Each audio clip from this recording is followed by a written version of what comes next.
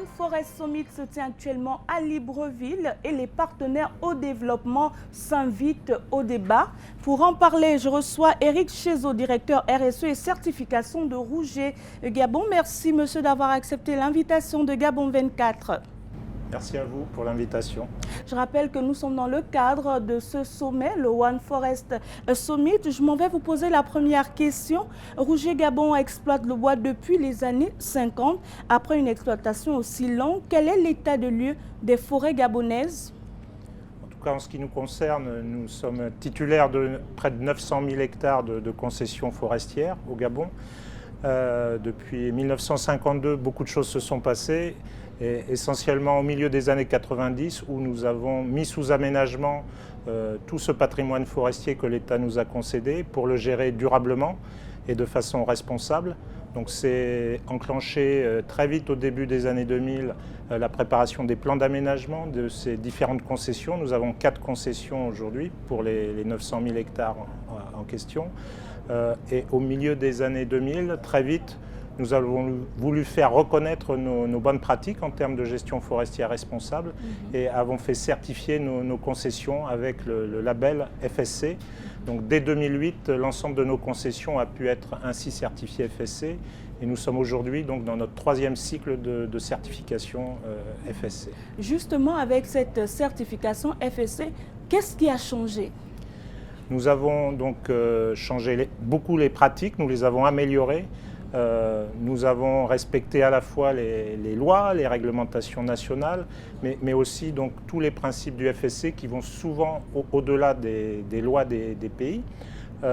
Nous avons aussi mis en place un gros travail auprès de tous nos collègues travailleurs qui se sont appropriés toutes les nouvelles procédures, tous les nouveaux changements au travail. Donc aujourd'hui, c'est près de 900 personnes qui appliquent et vivent la politique RSE de Rouget Gabon. Donc nous avons tout un tas de principes et d'axes de travail que chacun se doit d'appliquer. Alors on a 5 axes dans le cadre de notre travail. Alors le premier axe, c'est la valeur qui fait notre société. Donc nous sommes une société qui avons des valeurs d'éthique et de bonne gouvernance.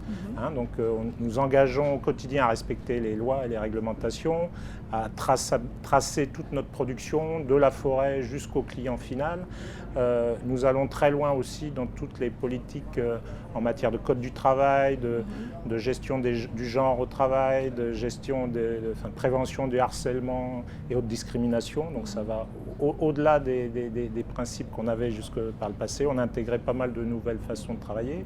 Au niveau social aussi, donc aujourd'hui on est la filière bois est le premier acteur en termes d'emploi dans le domaine rural à l'intérieur du pays. Donc ça, c'est une grosse responsabilité. On fait vivre les territoires, les terroirs à l'intérieur du pays. En emploi direct et en emploi indirect, on fait vivre beaucoup de personnes dans le pays, par exemple. C'est un exemple. On a compris que le capital humain, vous le tenez véritablement à cœur. Alors, il y a que le reboisement aujourd'hui fait partie de la gestion durable des forêts. Est-ce que vous pratiquez le reboisement? Alors, j'étais resté sur le 2e axe de notre politique RSE. Le 3e concerne la protection de l'environnement, la préservation de l'environnement et toutes les activités de prévention qui permettent d'éviter les impacts négatifs sur l'écosystème que l'on gère.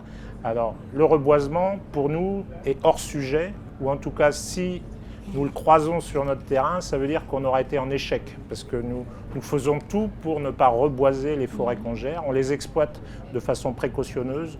On exploite 1 à 3 arbres par hectare, 1 hectare étant l'équivalent de la surface du stade de l'amitié sino-gabonaise. Et on prélève 1 à 3 arbres sur cette surface-là, et on n'y revient pas avant 25 à 30 ans. Donc ça veut dire qu'on laisse la forêt, le capital forestier se renouveler entre 2 exploitations et on fait tout pour ne pas déboiser la forêt. On est très précautionneux sur la préservation de l'intégrité de l'écosystème, floristique et faunique aussi. La faune étant un capital important qu'on se doit de préserver, maintenir, voire améliorer dans le cadre de nos pratiques Alors, forestières. depuis 2010, le président de la République, Ali Bongo Ondimba, a interdit l'exportation des grumes. Comment vous êtes adapté à cette décision politique? Alors effectivement, cette décision a été forte. Elle partait du principe de vouloir mettre encore plus de valeur ajoutée à l'échelle nationale, de créer de l'emploi, notamment dans l'industrie. Alors nous, on s'est reconcentré sur notre cœur de métier pour produire du bois certifié FSC qui puisse servir tout le tissu industriel qui s'est installé après cette mesure. Il y a eu vraiment une réelle révolution industrielle au Gabon. La zone de Nkok en est l'exemple. Une capacité industrielle, des investisseurs industriels sont venus au Gabon. Et nous, aujourd'hui, on est un des principaux, sinon le principal fournisseur de bois FSC de ce tissu industriel.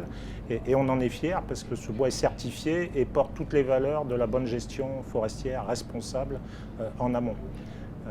Voilà, donc nous on contribue à maintenir ce tissu industriel, à l'alimenter en bois à forte valeur environnementale par les certifications que l'on a en amont sur les forêts qu'on gère.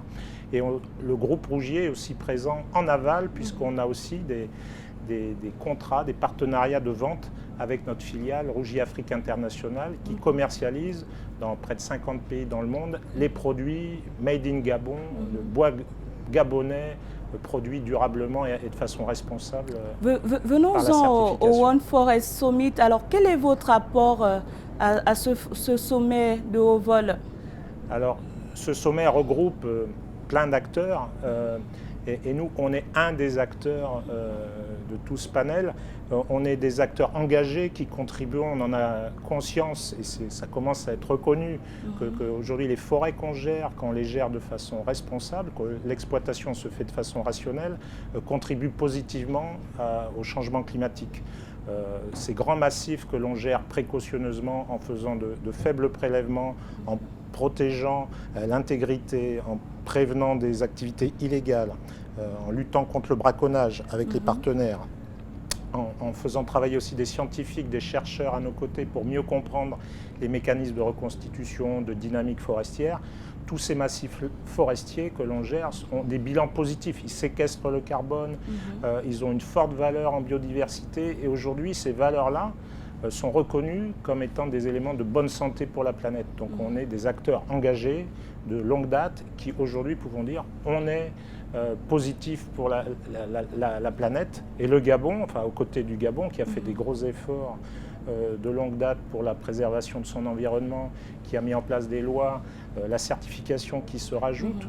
Aujourd'hui, le Gabon est un modèle à l'échelle de la planète qui peut présenter un intérêt pour d'autres parties du monde pour dire c'est possible, c'est ensemble qu'on y arrivera. Il y a des modèles qui sont là, qui sont positifs et c'est ensemble, c'est le collectif qui va commencer à naître où on a notre place à jouer pour démontrer qu'on est un acteur qui contribue positivement à la santé de la planète. À propos, il y a la question du financement qui revient à chaque fois sur la table. Comment Rougier Gabon participe à ces financements innovants qui sont aujourd'hui invités à se mettre en pratique?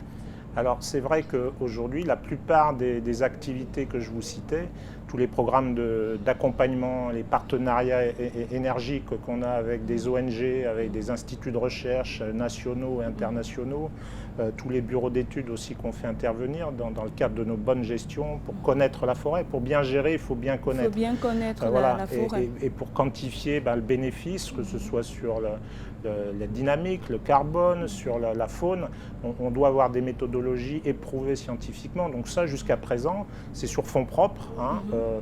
C'est dans le cadre de notre éthique, dans le cadre des obligations aussi, des certifications, qu'on va souvent au-delà des obligations légales, mais qu'on finance aujourd'hui sur fonds propres. Alors, c'est vrai que c'est une éthique, on fait partie, mais c'est vrai que nos modèles économiques peuvent être fragilisés. Pas forcément parce qu'en interne on change d'éthique, mais surtout parce qu'on a des contraintes extérieures. Ça peut être la logistique, on l'a vu récemment avec les problèmes liés au chemin de fer, aux routes.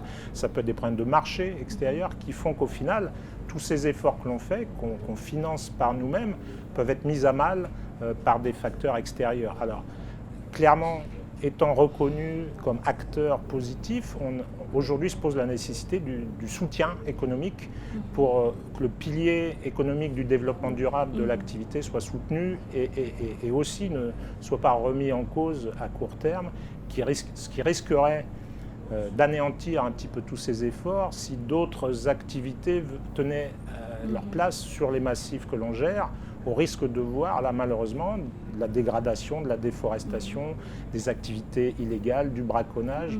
Nous, on est un peu les gardiens du temple sur les massifs que l'on gère. Et toute cette valeur ajoutée, aujourd'hui, on l'a à la sueur de notre front en investissant beaucoup d'énergie, de moyens. Et à l'avenir, clairement, on est en train de rechercher, toute la profession, tous ceux qui sont engagés comme nous, des mécanismes de soutien, des partenariats avec des parties externes qui partagent et dont les politiques RSE convergent vers les nôtres et qui puissent s'approprier et soutenir nos efforts. Et justement, la formation, comment elle se passe ? Alors la formation, de longue date, dès qu'on a eu à amorcer la mise sous aménagement de nos concessions, dès le milieu des années 90, Rougier Gabon et les autres sociétés engagées dans les bonnes pratiques et la certification, on est nos propres écoles, on a souvent formé nos personnels au changement. La cartographie s'est invitée en forêt, on n'abat plus les arbres comme avant, on intègre de la sécurité. Donc il y a des nouveaux postes qui ont été intégrés en forêt, des responsables sociaux. On travaille beaucoup avec les communautés, donc il y a des nouveaux métiers qui ont été intégrés, des responsables HSE. Des métiers HSE, de développement, de gestion durable. Voilà, de nouvelles activités qu'on a intégrées, des responsables faune et surveillance du territoire. Voilà, toutes ces nouvelles compétences ont nécessité des formations. On a formé les gens à conduire les motos pour aller faire de la surveillance, aux métiers de la cartographie, la sociologie, la relation avec les communautés locales. Tout ça, c'est des nouveaux métiers qu'on a intégrés avec des formations.